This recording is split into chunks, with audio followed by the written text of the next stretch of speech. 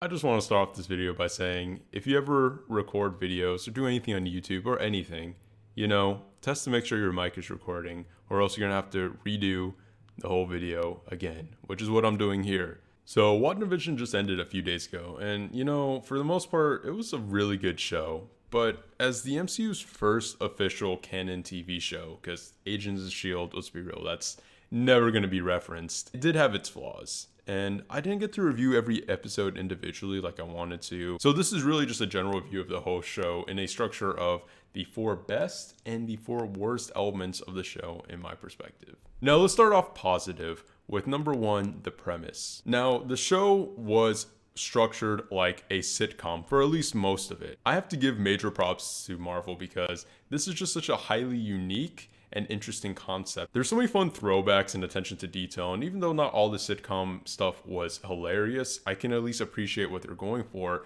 and the attention to detail of each decade. In addition, this led to a lot of great fourth wall breaking, introducing some really unsettling elements when Vision is stopping the credits and running through it, or when certain elements get twisted or cut out or rewinded. It also added to such a layer of mystery of why this is all occurring and what even is this, what's occurring in the show, which we didn't even find out till 4 episodes in, and even then we still had so many questions. And overall, it just led to an amazing reveal, a lot of fun mystery, and an interesting reasoning behind why sitcom. Now for my first worst element of the show, I have to say the villains. To me, the villains were really Agatha and the bad sword agents, most notably Tyler Hayward. My biggest issue with the villains is that they were just unnecessary.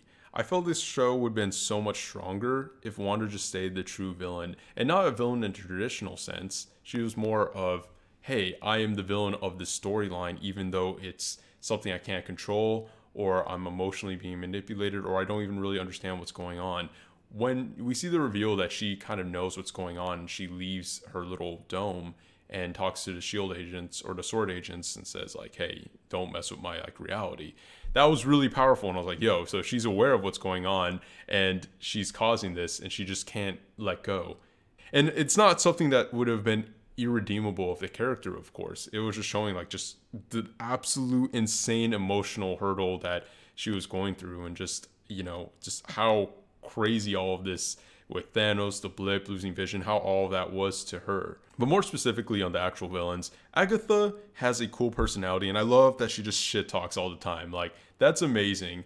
But her origin as a witch just came off as really, really, really corny. And that whole aesthetic of a witch and everything like that, it should have meshed well with the tone of the show when it's kind of more dark and mysterious. And it just didn't. When it just came off as really hammy and just kind of lame. Her origin story where she's getting killed by the other witches and then she saps her powers, I was just kind of giggling because it just, I don't know. I guess just that aesthetic just comes off as so old school horror-esque, but not in the good way, just in the lame way. But as Agnes, she was an interesting character, and I appreciate elements of what they were going for. I just don't think she was necessary. And even though her twist as, Agatha knows everything and is the reason behind everything, the fun little jingle and everything, it was a fun little element, but the reveal felt flat, and it just didn't really feel like it mattered. And going on the sword agents, Tyler Hayward actually seemed like he could have some depth in the beginning where he was yo, Vision's a weapon. I mean, he's more than this, and he needs to protect people, and he puts it above the emotional spectrum. He's thinking of things as a very logistic way and kind of a realistic way of how a military leader would go. But they just kind of ruined his character, and it just, not that he had so much to start with, but he just became so one-dimensional by the end, where he was just another evil military leader dude who just wanted to kill everything for really no reason, instead of being someone who could have been, a little complicated, a little interesting. My second best element is Vision's arc. Now, Paul Bettany just does an amazing job as acting and, giving out his lines as Vision. People already have made fun of some of the Vision's lines, which I think is just a stupid small minority of people just kind of blowing it up out of proportion. But Generally, a lot of what he says is very profound, and that's very in line with the Vision character. He's been a very underutilized character, where in Infinity War, he just early on just kind of gets kicked out and then dies. In Civil War, he doesn't really do much, and obviously he was introduced only a movie earlier in Ultron. So it's amazing to actually give him a full character arc, and I think this arc was very well realized. His subtle acting in his realization as he starts realizing things are off, and his slow growth and his slow understanding of the world around him and realizing what he is. I absolutely adored that. His thematic relevance and a lot of what he was saying, especially towards the end when he was facing White Vision, of the boat analogy and like what makes Vision actually himself, or what constitutes a being its actual self. You know, what makes you you. And also his final conversation with Wanda and letting go and just saying how his love transcends and everything. Like, he was just super well represented. I think they gave him a beautiful final arc and a complete arc that felt really justified in character, and he was definitely the most interesting character in the show for me. Now, number 2 worst is Monica Rambeau. I like Monica's character to a degree. I think she has a really cool personality. She has a fairly interesting origin or background where she's coming back from the blip scene and sees her mother gone, and then all this stirs from there. I like her design and everything, and I liked her a lot when she was kind of a double agent within the sitcom world, and I like that element of her. But why I say she's one of the worst elements of the show is because she just felt flat for most of the show, and she felt so forced in so many points. Her getting her powers just didn't feel right. It just felt like an element that just kind of came out of nowhere and wasn't really powerful in my mind, and I don't know. Like, after that point, she got her powers, she just became useless in the show and didn't really do anything. I really wish she did something in the final battle, but she was never utilized, and it was so obvious that she just set up for Captain Marvel 2, especially, you know, with the pretty underwhelming post-credits scene. I'm definitely excited to see more of her because she could be a really interesting character, but within WandaVision, she just felt flat, felt really forced in, and one of the elements that just didn't really flow with the show, in my opinion. Now, at the number 3 best is the use of side characters, most notably Darcy and Jimmy Woo. I don't have as much to say here, but introducing and using side characters from other franchises within the Marvel Universe just makes the universe feel a lot more cohesive and whole. You know, you get to blend elements and reuse characters that definitely deserve more limelight, and it's better that they're not constricted to like one character or one series within the MCU. I definitely wish they were a tiny bit more important and got more used towards the finale, but overall I think it really gives some of these side characters a chance to shine, improves them, gives them some time to grow and actually become a little more fleshed out characters. And honestly, they're a lot of the fun of the show, and it's always a fun little kind of Easter egg to point to a character that you recognize earlier in another Marvel movie. At the number 3 worst, we have Quicksilver. Now, look, I know there's some controversy on this, but it's just such a slap in the face, because this isn't a great meta humor kind of joke or anything. I'm one of the people who defends the Iron Man 3 Mandarin twist, because at least it felt like it uses some perceived notions in an interesting way, and it feels like it makes sense within the context of the film. But here, like, I don't know, the Quicksilver reveal that he's just a random neighbor who Agatha kind of manipulated in order to make him seem like Quicksilver, Pietro, like Wanda's brother, is just such an underwhelming reveal. And not in a way where it's like, yo, you subverted expectations, just in a way where it's just like, that's lame. And then the way to end it with giving him like the Boner last name, it's a joke that falls so flat. It doesn't land.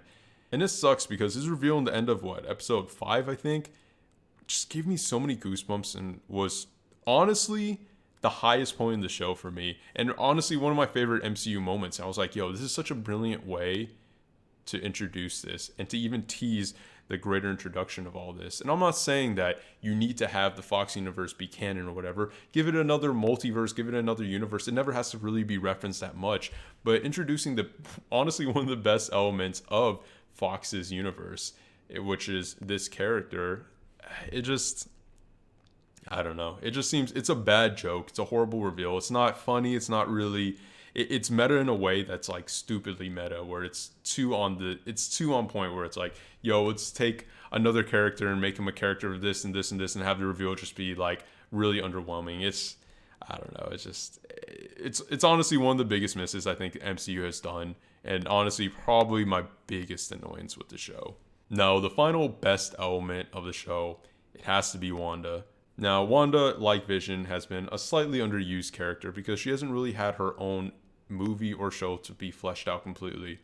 And what they do here is amazing. I mean, the emotional range of the character, the reveals of her backstory, which were really interesting, seeing more Tony Stark references post, mortem for him, and seeing how sitcoms were her escape, what her perfect reality would look like, how she acts as a mother, how she would be as a sibling, how she would be as a wife, and just everything in her perfect world, and kind of the manipulated and emotional stress she goes through, as well as showing kind of how she reacted after the blip, and even how powerful she was when she saw Vision just, deconstructed for the first time. In addition to exploration of her powers, her as a character, her origin, there's so many elements of her that were done well, and she's obviously the main character of the show, and they really had a great growth of her as a character, a lot of fleshing out, a lot of good explanation of what she represents as a character, and obviously like her final reveal as Scarlet Witch was pretty cool. Now, I hate to leave it on the bad note, but